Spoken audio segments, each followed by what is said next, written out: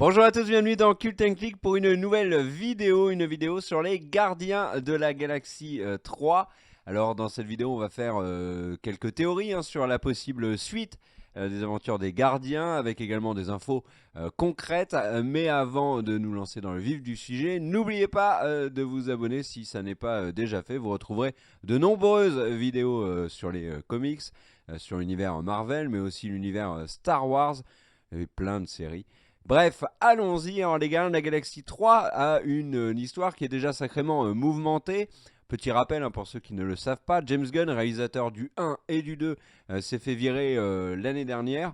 Pourquoi? Parce que des tweets insultants qu'il avait postés il y a une dizaine d'années ont été ressortis et utilisés contre lui, et de fait Disney a préféré se séparer de James Gunn. Ça a provoqué une grande colère des fans, mais aussi du casting, et notamment de l'acteur Dave Bautista qui joue Drax, et qui a clairement fait comprendre qu'il ne voulait plus bosser avec Disney par la suite. On a même cru que son personnage dans Endgame allait y passer, ce qui n'est finalement pas le cas si vous avez vu Endgame. D'ailleurs, je précise, cette vidéo spoil Avengers Endgame, pas le choix, sinon on ne peut pas du tout théoriser sur le film. Donc voilà, sauf que en fait, figurez-vous que James Gunn est revenu quelques mois après, alors que Disney avait dit que c'était définitif. En fait, Disney a repris des négociations en secret avec James Gunn pour assurer son retour. Disney ne trouvait pas de réalisateur à la hauteur pour reprendre finalement le flambeau de James Gunn, surtout que le réalisateur des Gardiens de la Galaxie était énormément impliqué dans tout ce qui est développement un peu, on va dire, cosmos de l'univers du MCU.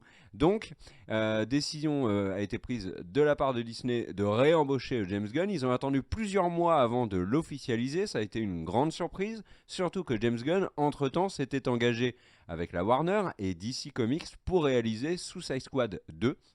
On se retrouve aujourd'hui dans une situation cocasse où James Gunn va donc réaliser un film d'ici, puis ensuite un film Marvel. C'est plutôt rare. Donc voilà, on sait, Josh Whedon avait réalisé notamment Avengers 1 et 2, et ensuite avait pris la relève de Zack Snyder sur Justice League. Ça s'était pas très bien passé d'ailleurs. Mais enfin bref. Et Disney fait vraiment les choses correctement vis-à-vis de James Gunn, puisqu'ils ont décalé le tournage des Gardiens de la Galaxie 3 pour permettre à Gunn de terminer celui de Suicide Squad 2. Initialement prévu en 2020, le troisième film des Gardiens sortira en 2022, alors que Suicide Squad 2 est prévu pour 2021. Donc il devrait y avoir un début de tournage logiquement fin 2020 pour les Gardiens de la Galaxie 3. Si vous avez vu Avengers Endgame, vous savez qu'il y a un énorme changement à venir chez les Gardiens. C'est une nouvelle tête qui vient d'arriver et qui rejoint l'équipe. Et cette nouvelle tête, c'est qui? C'est Thor. Oui, Thor, qui, on le rappelle, à la fin d'Endgame, a à peu près 80 kilos de trop, des cheveux beaucoup trop longs. Il a perdu Mjolnir, puisque Captain America repart avec Mjolnir dans les autres dimensions pour le remettre à sa place. Donc il n'a plus Mjolnir, il a toujours la belle hache obtenue dans Infinity War. Et Thor, en fait, cède les clés d'Asgard à la Valkyrie, interprétée par Tessa Thompson, et il s'en va avec les Gardiens de la Galaxie. Alors on a du coup à la fin d'Endgame une scène assez rigolote où il y a une petite discussion animée entre Star-Lord de retour et Thor pour savoir qui va diriger les Gardiens. On en reparlera après dans la vidéo, mais c'est vrai qu'on peut se poser la question de qui va diriger les Gardiens. James Gunn est donc toujours à la réalisation. Il avait écrit le scénario. D'ailleurs, Disney avait dit que malgré son renvoi, il garderait le scénario écrit par James Gunn et qu'il ne changerait rien à ça. Alors moi, j'ai une petite théorie que j'évoquerai après. En tout cas, ce que l'on sait sur les Gardiens de la Galaxie 3, c'est qu'on a l'équipe actuelle qui sera là, et il y a des fameuses rumeurs autour du personnage d'Adam Warlock qui était teasé à la fin des Gardiens de la Galaxie 2, rappelez-vous. Il était dans un espèce de cocon un peu dégueulasse. Adam Warlock, c'est un personnage extrêmement important dans l'univers Marvel, qui est parfois gentil, parfois méchant, et qui a surtout d'énormes pouvoirs. James Gunn en avait longuement parlé, notamment dans le cadre de la promo des Gardiens de la Galaxie 2. Alors logiquement, Adam Warlock devrait dans un premier temps être méchant dans les Gardiens de la Galaxie, et ensuite peut-être devenir gentil, et probablement, j'ai bien dit probablement, c'est une rumeur, c'est une petite théorie, probablement remplacer Star-Lord en leader des Gardiens de la Galaxie quand Chris Pratt en aura terminé avec l'aventure des Gardiens, puisqu'une chose qu'avait dit James Gunn lors de la promo des Gardiens de la Galaxie 2, c'était qu'à la fin du 3, il y aurait un profond renouvellement de l'équipe. On peut imaginer qu'à peu près la moitié des gardiens vont être changés à la fin du 3, en tout cas entre le 3 et le 4. Donc Star-Lord pourrait en faire partie, surtout si Chris Pratt a un planning particulièrement chargé. C'est un acteur qui est particulièrement bankable. Donc rien d'étonnant à ça. Mais revenons sur Adam Warlock. Il a été teasé dans le 2, mais lors de la promo justement de ce film, James Gunn a répété à plusieurs reprises que le personnage n'arriverait pas dans le 3, qu'il arriverait plus tard. C'est un petit peu une surprise. Pourquoi ? Parce que James Gunn, qui avait déjà écrit le scénario du 3, comme je l'ai dit, avait d'autres idées.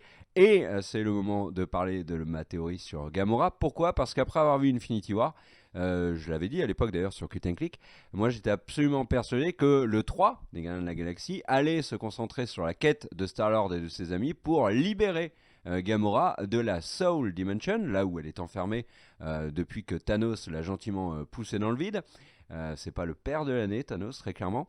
Et donc mon idée c'était ça, un film entier où ils essayent de sauver Gamora, Star-Lord veut retrouver son amour. Sauf que Endgame est un peu venu changer tout ça. Pourquoi ? Parce que dans Endgame, on découvre une Gamora issue de la dimension 2014, qu'elle est dans le film, qu'elle se bat au début contre les gentils, mais ensuite se retourne contre Thanos, poussé donc par sa sœur de la dimension Prime, de la Terre 616, on en parlera après. Et cette Gamora de 2014, eh ben, elle a disparu. Et c'est un des grands mystères d'Endgame. Moi, ce que j'avais compris en voyant le film, c'était qu'elle avait été victime du snap. Pourquoi ? Parce que Iron Man, quand il snap pour dégager les armées de Thanos et Thanos, à mon avis, il n'a pas différencié Gamora. Il a dû snap en se disant que toutes les créatures invoquées par Thanos et venues de 2014 devaient disparaître, Gamora y compris. Donc, mon idée à moi en sortant du film, c'était que Gamora de 2014 avait disparu. Or, depuis, il y a énormément d'articles, de vidéos qui parlent de Endgame et personne n'évoque le fait que la Gamora de 2014 a disparu, même si on ne la voit pas du tout à la fin du film. Peut-être que la Gamora de 2014 s'est envolée. À la fin de Endgame, on voit rapidement Star-Lord chercher sur un espèce de radar la présence de Gamora et il ne la trouve pas. Est-ce qu'il cherche la Gamora de 2014 ou est-ce qu'il continue de chercher la Gamora de la dimension Prime ? Ma théorie en fait c'est que la Gamora de 2014 elle a été zappée. Alors apparemment, c'est pas la tendance actuelle, mais pour moi, elle a été zappée.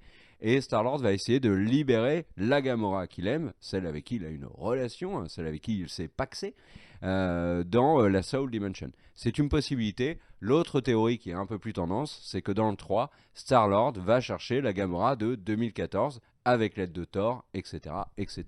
Parlons de Thor, justement.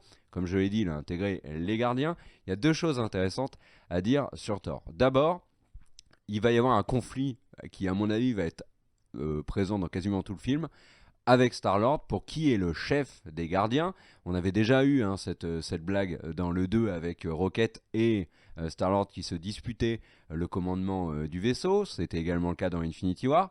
Là, l'arrivée de Thor change quand même beaucoup de choses. On rappelle que quand Thor est arrivé dans Infinity War, il a absolument conquis le cœur de tous les gardiens, sauf de Star-Lord. Et il va y avoir une rivalité qui est énorme. Mais surtout, à côté de ça, il peut y avoir une réelle rivalité entre les acteurs. Non pas entre Chris Hemsworth et Chris Pratt, parce que les deux s'apprécient. On le sait, ils s'appellent tous les deux Chris. C'est forcément des gens qui s'apprécient. Mais surtout, je pense qu'il va y avoir un problème au niveau du partage à l'écran et aussi au niveau de la promo. Qui va être le lead entre Chris Hemsworth, qui est la grande nouveauté des Gardiens de la Galaxie 3, ou Chris Pratt, qui est censé être la méga star du film. Nous verrons bien. En tout cas, ça peut faire quelques étincelles. Alors, je ne pense pas qu'il y aura conflit, bien évidemment, entre les deux, mais ça va être intéressant de voir comment ils vont gérer l'importance des deux personnages et des deux acteurs aussi dans le film.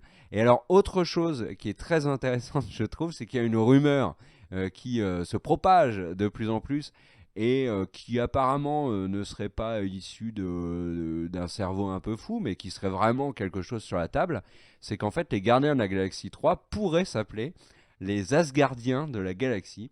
Alors bien évidemment référence à Endgame et au fait que Thor arrive dans les Gardiens de la Galaxie. Ça pourrait être un nom pour le 3 qui serait intéressant, qui changerait de Les Gardiens de la Galaxie volume 3. Nous verrons si ça se confirme. Alors je vais être honnête, l'arrivée de Thor dans les Gardiens de la Galaxie me fait vraiment plaisir. Pourquoi le 2 m'avait un petit peu déçu, je n'avais pas retrouvé le panache, la fraîcheur du premier.